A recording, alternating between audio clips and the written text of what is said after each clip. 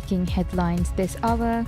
Minister Tariq Ibrahim says the government is intensifying efforts to safeguard its protected environmental areas while leveraging them for economic growth.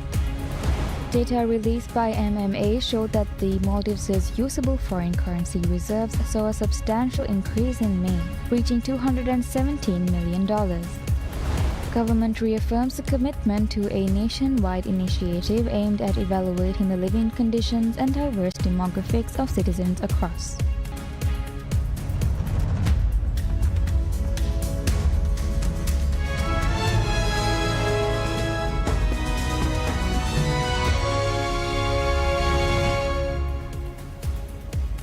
Bismillahirrahmanirrahim. Assalamu alaikum and welcome to PSM News in English with me, Minha Maroof.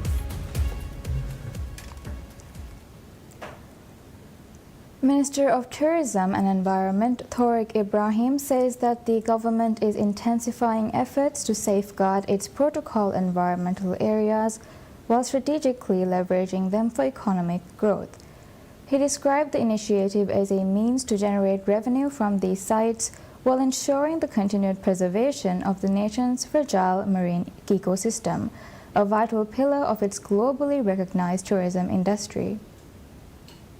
Protecting the Maldives' natural landscapes, particularly its vast marine territories, remains central to the country's identity. In an exclusive interview with PSM News, Minister Tariq underscored the importance of maintaining these environments, which provide a habitat for diverse bird and animal species, fish populations, and coral reefs. He noted that a significant portion of visitors chose the Maldives precisely for its untouched natural beauty and thriving underwater biodiversity. Despite having designated 93 protected areas, only 5 are currently under sustainable management, according to the minister. He stressed the need for conservation models that not only preserve ecological integrity but also support financial viability, marking a shift toward a more economically sustainable approach. A substantial number of protected sites remain inadequately maintained, a concern Minister Tariq views as pressing. He underscored the necessity of developing comprehensive maintenance strategies and income-generating mechanisms, enabling these areas to be showcased effectively to international visitors. The long-term objective, he explained, is to ensure that once protected sites are sustainably managed and optimized for tourism, they will begin to yield economic benefits. Such an approach aligns with the Maldives' reputation as paradise on earth, a designation earned through its white sandy beaches and crystal clear waters that continue to attract travelers worldwide.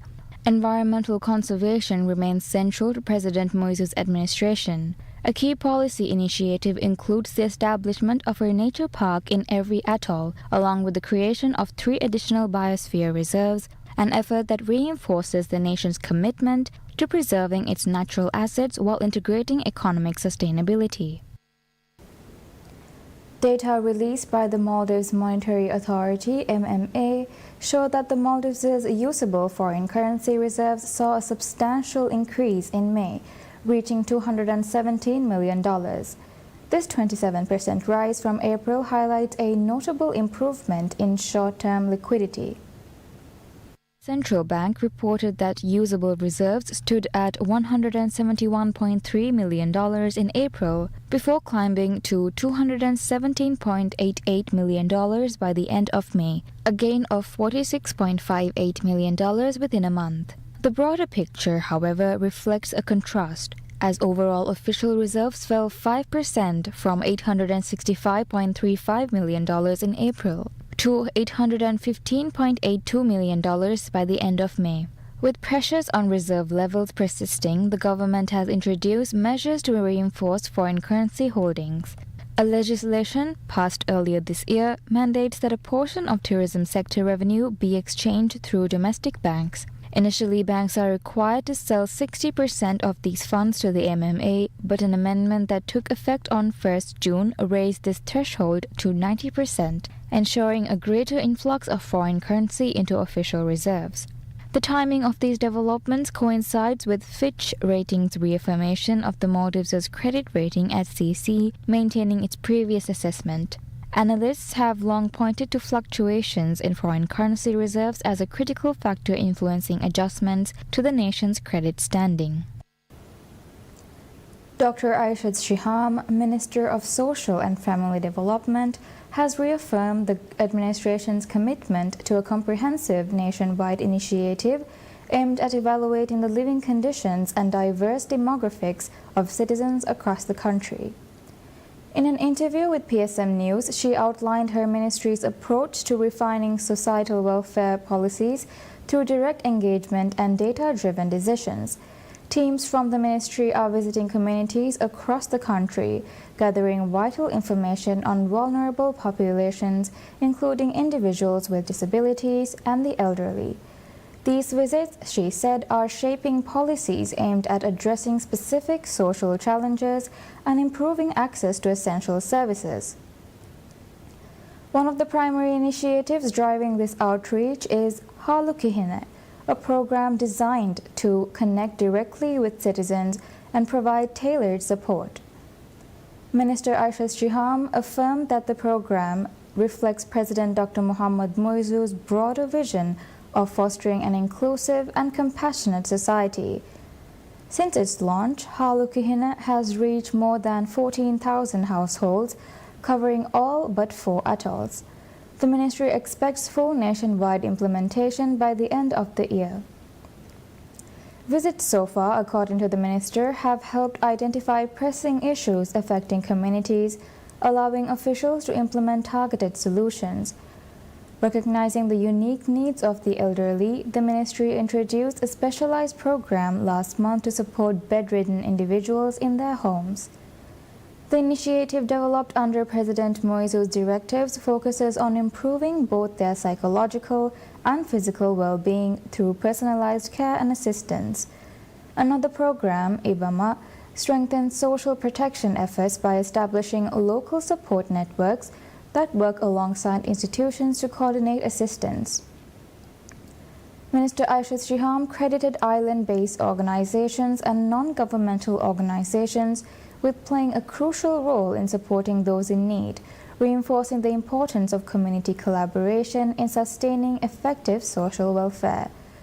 As these efforts expand, Minister Aishad Shiham reaffirmed that the Social and Family Development Ministry remains focused on advancing its mission, ensuring equitable support for all citizens and strengthening the social fabric of the country.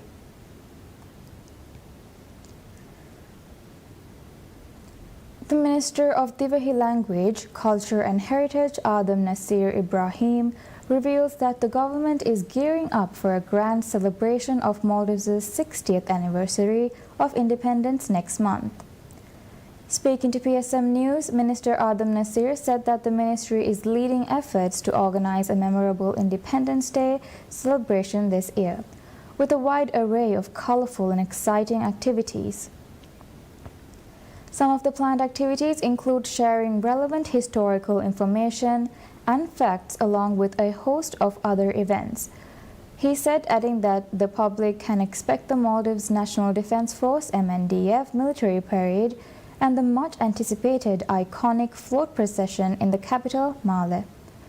The minister stressed on the importance of formally celebrating such occasions in this day and age, noting that these events are equally important memories to be passed down to the next generation. The ministry, meanwhile, has invited applications for the design of a special logo for the 60th Independence Day. Independence Day, celebrated annually on July 26th, marks the day in the 1965 when the Maldives gained independence from British colonial rule, which had begun in 1887. Last year, the government had avoided a grand celebration by scrapping the Independence Day float procession and other festivities as part of the austerity measures taken to cut down on government expenditure.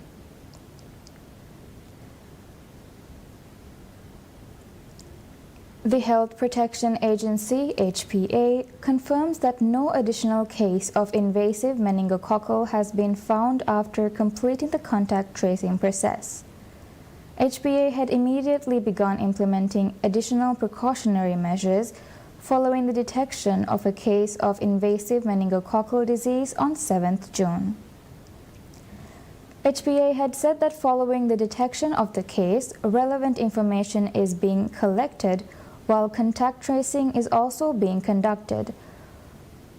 Prophylactic drugs are being administered to high-risk contacts and other measures are being taken to prevent the spread of the disease. After completing the contact tracing process, HPA on Saturday confirmed that no additional cases of the invasive disease had been found from the close contacts of the infected person, adding that no other cases have been reported. Invasive meningococcal disease is a severe bacterial infection. The few cases reported in the Maldives are typically contracted abroad. Symptoms include fever, red skin rashes, and headaches. HPA noted that the disease can cause serious complications such as meningitis, the inflammation of the brain and spinal cord, and sepsis, a life-threatening infection of the bloodstream. Meningococcal disease is spread through the respiratory tract. People who spend prolonged time in close contact with an infected person are more likely to be infected. Symptoms appear between 1 and 10 days after exposure. Preventive measures include frequent hand washing with soap and water, and covering the mouth and nose when coughing or sneezes, and contact with vulnerable groups such as children, the elderly, and those suffering from illnesses.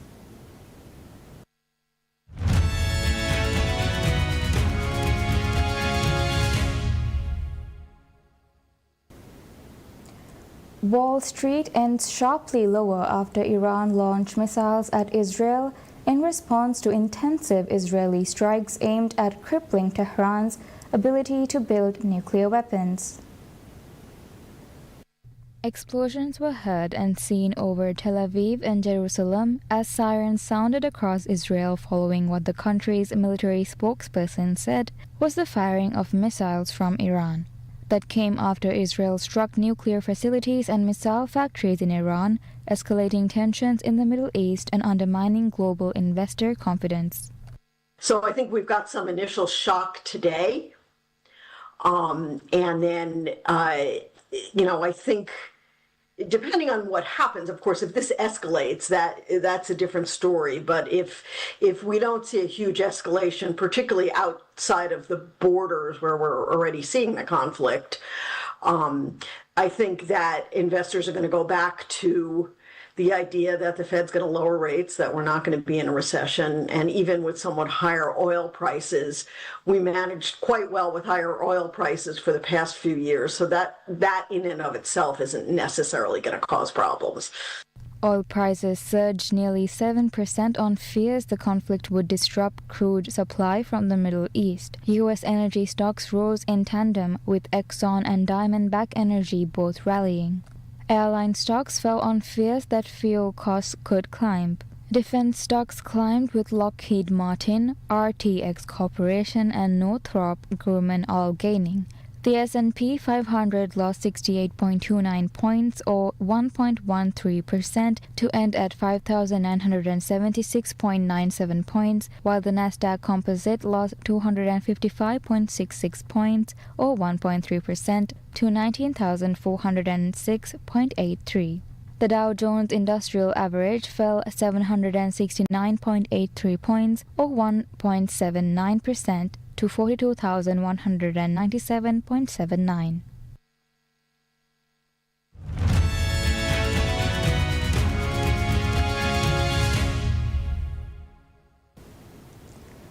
Typhoon Wu-Tip hits the western coast of China's Guangdong province, bringing heavy rain to the region, the country's state television reported, a day after it made landfall on nearby Hainan Island. Video aired by CCTV showed rising sea levels submerging parts of fishing boats moored at Jianghong Port in Changjiang, a city in Guangdong province, after Wu-Tip swept through the region. The National Meteorological Center forecast that the storm would continue to move northeast, gradually weakening in intensity. Heavy and persistent rainfall is expected in Guangdong, Guangxi, and other regions. Packing wind speeds of 108 kilometers per hour near its center, Wu-tip had made landfall in Dongfang City on the resort island province of Hainan on June 13th. A lockdown imposed by Israel on Palestinian cities in the occupied West Bank is in place for a second day as Israel conducted wide-scale attacks on Iran that targeted nuclear facilities, ballistic missile factories, and military commanders. The Israeli army closed off entrances to various cities and towns in the West Bank using iron gates and dirt mounds as Palestinians expressed concern for being locked in. Israel on June 13th launched its biggest ever air offense against its long-term foe Iran in a bid to prevent it from developing a nuclear weapon. Iranian media and witnesses reported explosions on June 13th, including at the country's main uranium enrichment facility at Natanz, while Israel declared a state of emergency in anticipation of retaliatory missile and drone strikes.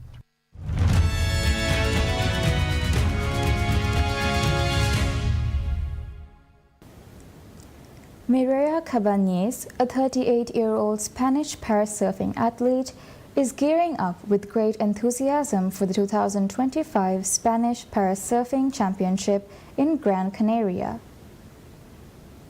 After a difficult and frustrating journey adapting to water prosthetics, Mireia continues to train hard to improve her balance and technique on the board. Her story is one of perseverance, having battled sarcoma since she was just 7 years old. Despite the hardships, Mireia found a lifelong passion in surfing. Mireia trains intensely with the women's parasurfing team, preparing not only for the European Championship, but also dreaming of competing at Brisbane 2032. She highlights the need for greater visibility and financial support for parasurfing, a very new sport with limited resources. Mireia is now focused on the upcoming 2025 Spanish Parasurfing Championship that runs from June 13th to 15th. She aims to compete with full dedication using her water prosthetics throughout the event. Mireia is committed to continuous improvement and is determined to represent Spain with pride, hoping to inspire others to embrace parasurfing and overcome their own challenges.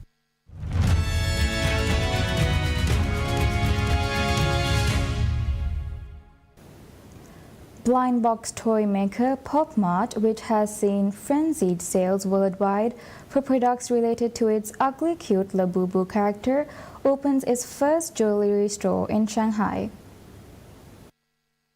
The jewelry concept store called Pop-Up sells accessories adorned with its top-selling characters including Labubu, Molly, and Skull Panda. While Chinese consumption remains subdued in the face of a prolonged property downturn and uncertain macroeconomic future, Pop Mart's affordable and adorable toys have remained in high demand both at home and abroad, driving its share price up over 200,000 to date this year. Investor Zhang Xiangming, 34, who owns 100 million yuan ($13.92 million) in Pop Mart stocks, flew from his base in the southwestern Chinese city of Chongqing to be at the opening to check out the new store type and decide whether to increase his shareholding in the company.